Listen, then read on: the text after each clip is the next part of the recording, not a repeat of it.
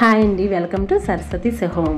ఇవాళ నేను మీకు చూపించబోయే రెసిపీ మటన్ బిర్యానీ. చూస్తుంటే నేను నోరు ఊరిపోయి తినాలనిపించే ఈ మటన్ బిర్యానీ ఇంట్లోనే మనము ఎంతో టేస్టీగా ఈజీ అంటే కొంచెం టైం పడుతుంది, కానీ తినేటప్పుడు మాత్రం ఆ టేస్ట్ నెక్స్ట్ లెవెల్ అనమాట. ఇంకెందుకు ఆలస్యం, చూసేద్దాం వచ్చేయండి. ముందుగా ఉల్లిపాయలు తీసుకొని ఫ్రై చేసుకొని పక్కన పెట్టేసుకోండి. తర్వాత కిలో మటన్ తీసుకొని దాంట్లో నేను ఉప్పు, కారం, పసుపు అలాగే బిర్యానీ దినుసులు మొత్తం కూడా వేసేసుకొని ఒక నిమ్మకాయని కూడా కట్ చేసుకొని జ్యూస్ తీసుకొని వేసుకోండి.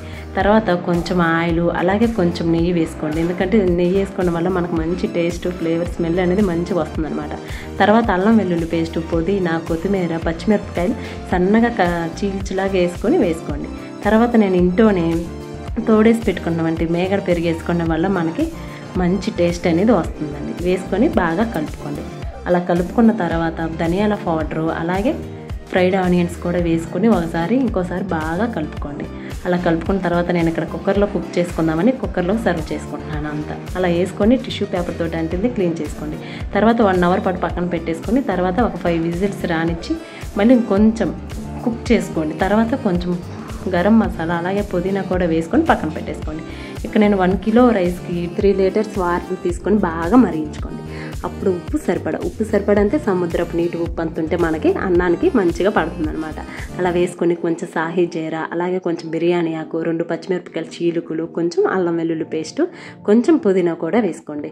అలా వేసుకొని నీళ్ళు బాగా హై ఫ్లేమ్లో పెట్టుకొని మరిగించుకోండి. అలా మరిగిన తర్వాత మనకి ముందుగా నానబెట్టుకున్న బియ్యాన్ని వేసుకోండి. బియ్యం హై ఫ్లేమ్లో మాత్రమే కుక్ చేసుకోండి, లేకపోతే అన్నం మెత్తగా అయ్యే ఛాన్సెస్ ఉంటుంది కాబట్టి.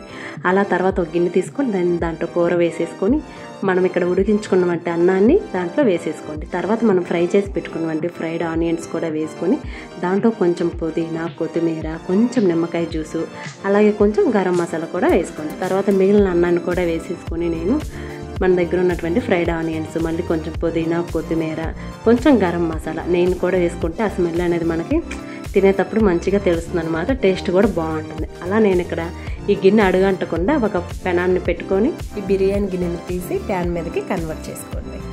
అలా హై ఫ్లేమ్లో 5 మినిట్స్ ఉంచుకొని లో ఫ్లేమ్లో 15 to 20 మినిట్స్ వరకు కుక్ చేసుకోండి. అంతేకాకుండా ఇక్కడ అన్నం కూడా మనం నింపుగా వేసుకోకుండా కొంచెం గ్యాప్ ఉంచుకుంటే దమ్ అనేది మంచిగా కుక్ అవుతుంది అన్నమాట. అంతేకాకుండా ఆవిరి వెళ్ళకుండా కొంతమంది గోధుమ పిండి వాడుతుంటారండి. నేనైతే ఇక్కడ టవల్ సహాయంతో చుట్టూతో ఇలా టవల్ పెట్టుకొని పైన ప్లేట్ పెట్టుకున్నాను. అంతేకాకుండా ఇంకా ఎక్కడన్నా కొంచెం గ్యాప్ ఉండుద్దాం అని దానికోసం అయితే వెయిట్ కోసం బిందులో వాటర్ పోసుకొని దానిపైన పెట్టేసుకున్నానండి. అంతేనండి, మనకైతే మంచిగా దమ్ బిర్యానీ అనేది రెడీ అయిపోతుంది. Please like and subscribe. Thank you.